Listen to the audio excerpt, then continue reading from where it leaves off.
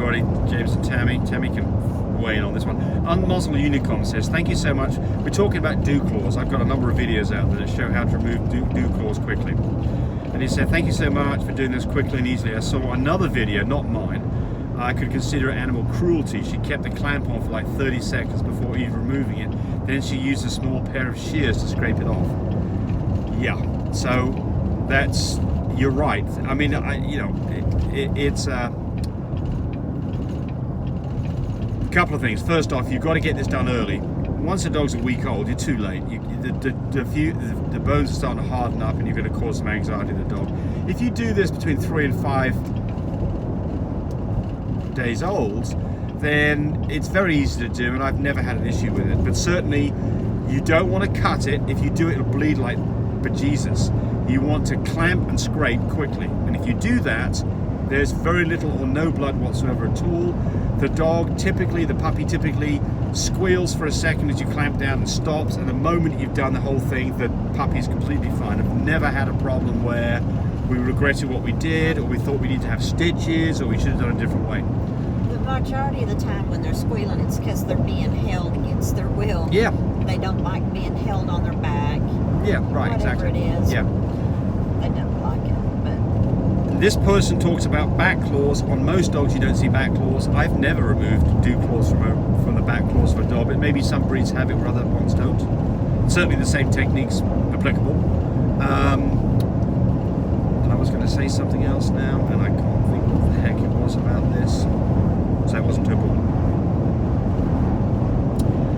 Jose Rivera, just received my heated whelping system and it works like a charm. Well, thank you, Jose, for the shout out there. You bet it works like a charm. It's the best, safest way, easiest on you, easiest on mum to whelp puppies. I guarantee it. We've got thousands of people now using the system, and I get literally pictures every day of how beautifully it works. All the puppies lined up under the pig rail, safe and warm, with mum in the middle content.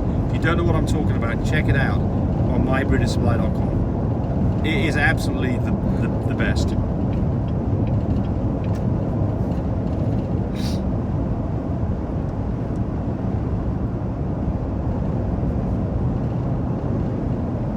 Susan Brocksmith.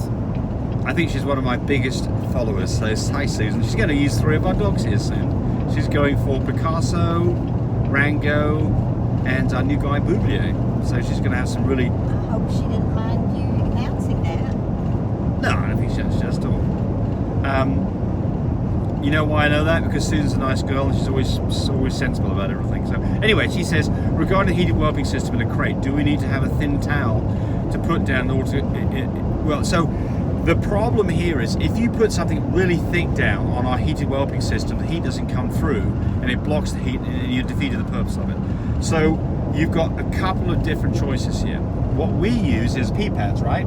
Pee pads, but I also put a small towel at one end of the deal, and it's not a thick towel, it's a very thin Why just at towel. one end? So the puppies can have traction when they're nursing on mom and their legs aren't slipping the whole time. Well, so that's the whole point of this conversation actually, is that part. If you don't put anything down and they're on a slick plastic mat, Right. it won't matter for the first week. But certainly after that, you want them to get traction so they can get up on their legs. And if you don't, you promote swimmer puppies. Well, I always like to have them to have traction. Absolutely. So the pee pads work great for the first day or two because it gets a bit messy in there and it's really easy to clean up. I've always used half of them. But you've got to put something down, right? Yeah. But if you put something down that's thick, you can always cut it short so it doesn't go all the way to the edges, and then maybe has some double stick tape to stop it from floating around. But just check. If you can feel mild heat underneath the pig rail, you got it right. If you can't feel the heat, you got it blocked. Well, And mine's always come through the towel. Yeah, and the other thing about it is if it's on a really cold floor, like a tile floor or a concrete floor, you want to put some towels underneath it because the heat will go in the floor. Beach towels are the best things because they're bigger, longer. That's on the tile floor, concrete floor. And put your tray on Frenchie like that. Bulldog Vlog says, hey, just had my first litter of puppies. What is your advice to me? And let's look at the replies. Ann Anderson says, go watch all his videos, tons of advice. Well, that's exactly right. So I've got one specifically, it's a 12-part series about all the things to do with the whole process of breeding the dog, going from going into heat, breeding the dog, the pregnancy, whelping puppies, looking after puppies, all of it. It's all there. So there's a 12-part series. Go review that 12-part series. C. Johns. Whoops, why did I do that? Thank you for all your information, blah, blah, blah, blah. Got my DNA back. It states my 11-month-old is 99% French Bulldog. Have I been robbed? Do I need to contact the breeder? 99%? 99%, yes. Yes. No, you don't. It's a full French Bulldog. Is it possible to register with the AKC? Yes, yes. So I know a bit more about this than Tammy, but Tammy's on the right track here. So what do you think about that, Tammy? A 99%? I think that's great. It's 99%. Yep. Yeah. What's the other 1%? Horse? Yeah. So look, this is what goes on with NBOC. It is not a true test that definitively says your dog is 100% this or 99% that. That's not the way this works. The way NBOC works is they take a sample, and I don't know how big the sample is, but it might be 1,000 dogs, and they look and they get 1,000 samples of Frenchies, and they look for particular markers that are consistent on those 1,000 samples, and they then say, if we see these 10 markers that we believe this signifies that is a Frenchie, because we saw it in 1,000 other Frenchies. That's fine. The problem gets to be is if your dog has foreign lines, still Frenchie, but they are not the American lines. They came from Hungary or Czechoslovakia or England, then the sample is not the same, and so consequently you can have a dog that says that it's not 100% Frenchie when in fact it is. So at 99% it's fine, not a problem. I'm assuming that you look at the dog and you say to yourself, this is a Frenchie, right? The first sign it's not a Frenchie is it doesn't look like a Frenchie. So don't worry about it, you're fine. 99% doesn't mean anything. Even 65% might not mean anything if it's got foreign registration in there directly, you know, in the first couple of tiers of its pedigree. Mr. Super Scarface, I don't want to mess with this guy, says, what if my puppy doesn't want to eat? Puppies are 12 days old. So you've said a puppy, not puppies. So you've got puppies that are 12 days old. I'm assuming that all the puppies but one are eating fine.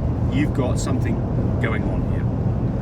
So what do you do? Well, first off is you should be weighing your puppies every day. Be checking their little bellies, see if they're full, because he may be eating and you don't know it. Yep. Yeah, exactly. He may be a late night eater and you don't know it. Yep. And So as long as his tummy's full, but if you pull on the back of his neck, the skin, and the skin stays there, if it tense, then he's dehydrated. Old people with crepey skin, you can demonstrate it there. See how that tenses up and stays there? Versus you 16 to 21-year-olds, it just snaps right back. Yes. So if it goes back down after you pulled it up, you know, and his tummy's full, then he's okay. So the thing that Tammy's talking about the neck is a hydration thing. Puppies that aren't getting nourished typically are dehydrated, might have constipation too, and their necks will tent up. Right. So that's the first one of the signs you've got to identify. The big thing is if you've got a puppy that's not gaining weight, that's of concern. If you've got a puppy that's crying and not happy, that's of concern. If you've got a puppy that you don't think is eating, go get yourself a human baby bottle and some goat's milk and stick that in its mouth and see if it'll nurse, and compare that with the other puppies.